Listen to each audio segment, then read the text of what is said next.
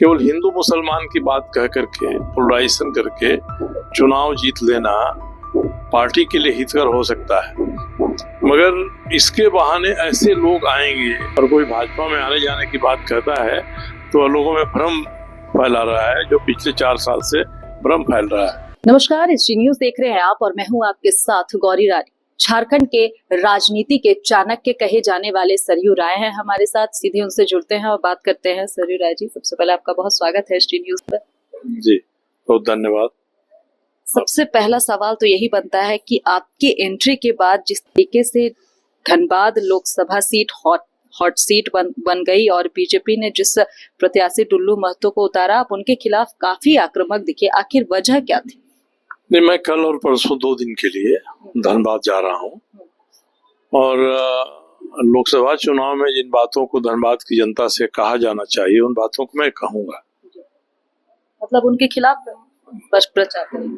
Bharatiya Janata party ने जो उम्मीदवार दिया है, मुझे लगता है कि पार्टी के लोगों को इस पर शर्म आनी चाहिए किस तरह का कैंडिडेट उन्होंने खड़ा किया है। केवल हिंदू मुसलमान की बात कह करके पोलराइजेशन करके चुनाव जीत लेना पार्टी के लिए हितकर हो सकता है, मगर इसके बहाने ऐसे लोग आएंगे जिन पर 50 से अधिक मुकदमे हैं, जिन्होंने अकूत संपत्ति इकट्ठा किया है, जिन्होंने गरीब रैयतों की, किसानों की जमीन को कब्जा करके 200 एकड़ में बाउंड्री कर दिया है, यह सब काम जिन्होंने किया है और चुनाव आयोग को इन्होंने जो अपना विवरण दिया है आय का, उसमें ये सब शामिल नहीं है।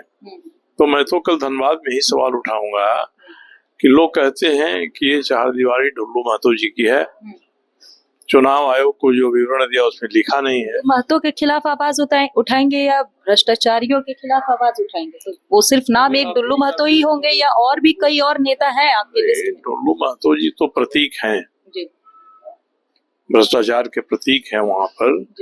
तो मैं सवाल यही पूछूंगा कि जब चुनाव आयोग को दिए गए आमदनी के विवरण में, संपत्ति के विवरण में उन्होंने 200 एकड़ जमीन जो घेर कर रखा है उसका जिक्र नहीं किया है, तो ये जमीन है किसकी? ये तो शासन को बताना पड़ेगा। मोदी जी को गारंटी देनी चाहिए कि अगर डुल्लू महतो ने किसी दूसरे ने घेर कर रख लिया है तो इस जमीन को गरीब गुरबा को छुड़वा कर उसको देंगे, उसका हक देंगे। यह बात मैं वहां कहने वाला हूँ। और दूसरा क्या है ना कि हिंदू मुसलमान भेदभाव पैदा करने वाले अन्य नारों को जरूरत से ज्यादा तवज्जो देकर अगर कोई व्यक्ति चाहता है कि हम ऐसे लोगों को उम्मीदवार बनाकर चुनाव जिता लें जिनको जनता बिल्कुल ही भयभीत जिनसे रहती है, डरी हुई रहती है, जिन्होंने आतंक का राज पैदा कर लिया है, अगर पोलराइजेशन ही कराना है हिंदू मुसलमान का, लोकप्रियता हासिल हो गई है तो अपने किसी अच्छे कार्यकर्ता को दे देते, अच्छी छवि वाले किसी व्यक्ति को पकड़ते, कहते कि चलो भैया ये हमारा उम्मीदवार है। तो ये तो हो नहीं रहा है। अच्छा सर, जिस तरीके से बातें सामने आ रही है कि सरयू राय की मंशा थी चुनाव लड़ने की, क्या, क्योंकि अब जब बात हो रही है तो इस बात को क्लियर करेंगे कि आपकी मंशा थी चुनाव लड़ने की और इंडिया गठबंधन का समर्थन नहीं मिला इसलिए आप पीछे हट गए? नहीं, मेरी मंशा चुनाव लड़ने की बनी इसलिए बनी कि अगर कोई मजबूत उम्मीदवार नहीं आता है और वहाँ जो भय आतंक का वातावरण है जिसके खिलाफ हम लोग महीनों से वहाँ लड़ रहे थे, हमारे साथी कृष्णा अग्रवाल हैं, कृष्णा अग्रवाल को इन्होंने धमकी दे दिया। जब मैं कृष्णा अग्रवाल का हौसला बढ़ाने धनबाद गया तो प्रिंस खान नाम के एक गैंगस्टर ने दुबई से धमकी दे दिया और प्रिंस खान के परिवार के लोगों से वो मिल रहे हैं, जुड़ रहे हैं। एक बार भी उसके खिलाफ में बात नहीं कहा है कि वहाँ के व्यवसायियों को उससे हम छुटकारा दिलाएंगे, उसको हम दुबई से वापस बुलवाएंगे, ये बात वो कह नहीं रहे हैं। तो इसीलिए मैंने कहा था कि ऐसी स्थिति में अगर कोई उम्मीदवार नहीं आता है और मुझे समर्थन देता है इंडी गठबंधन तो मैं चुनाव लड़ूंगा वहां से।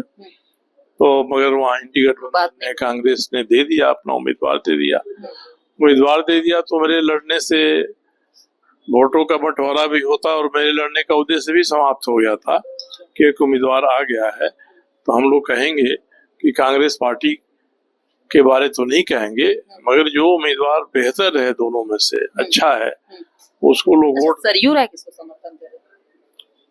मैं तो इसलिए जा रहा हूँ कि जो उम्मीदवार वहाँ बेहतर है, मुझे बेहतर उम्मीदवार जो ढोलू महतो के खिलाफ लड़की खड़ी है जी, युवती है, वो मुझे बेहतर उम्मीदवार लग रही है।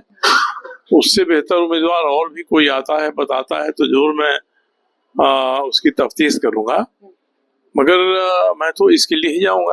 अच्छा, एक दबे जबान एक चर्चाएं भी काफी ज्यादा हो रही है कि सरयू राय बीजेपी में शामिल होना चाहते हैं, तो कई ये भी बातें आ रही है कि बीजेपी सरयू राय को बुला रहा है। इस दोनों बातों में कितनी सच्चाई है?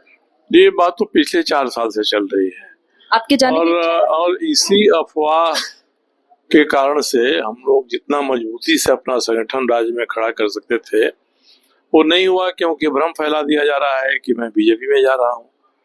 बीजेपी के जो प्रभारी हैं झारखंड के, वाजपेयी जी, उन्होंने प्रेस कॉन्फ्रेंस करके कहा मेरे बारे में कि उनसे हम लोगों ने कोई बात नहीं की है, उन्होंने मुझसे बात की है। तो ये हम बीजेपी में क्यों जाना चाहेंगे, किस लिए जाना चाहेंगे? जाने का तो मौका चुनाव ही लड़ना होता। तो मैं अपने क्षेत्र से, अपनी जो नई पार्टी बनी है तिवारी जी की, उस पार्टी से हम लोग चुनाव लड़ेंगे और 30-35 लोगों को खड़ा करेंगे। उस पार्टी को हम लोग एक विकल्प के रूप में, तीसरे मोर्चा के रूप में इस राज्य में खड़ा करना चाहते हैं। और कोई भाजपा में आने जाने की बात कहता है तो लोगों में भ्रम फैला रहा है, जो पिछले 4 साल से भ्रम फैल रहा है। तो रणनीति के साथ अलग राजनीति करने वाले हमारे साथ विधायक सरयू राय बात कर रहे थे, जिन्होंने यह ऐलान कर दिया है खुले मंच से कि वो डुल्लू महतो, जो कि धनबाद के प्रत्याशी हैं, बीजेपी प्रत्याशी, उनके खिलाफ वो अब मोर्चा खोल दिए हैं और ये बात वो अब प्रचार प्रसार के माध्यम से लोगों तक बताएंगे कि डुल्लू महतो जो है वो अगर चुनाव जीतते हैं तो एक आतंक का माहौल बनेगा धनबाद में। फिलहाल इस खबर में इतना ही, मुझे दीजिए इजाजत, नमस्कार।